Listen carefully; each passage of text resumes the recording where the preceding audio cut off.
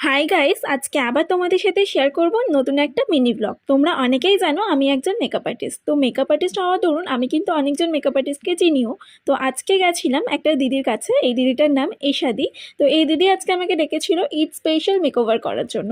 তো অনেকেই কিন্তু আমাকে মডেল হিসেবে শ্যুট করায়, তো আমার বেশ ভালো লাগে সেজে গুজে মডেল শ্যুট করতে।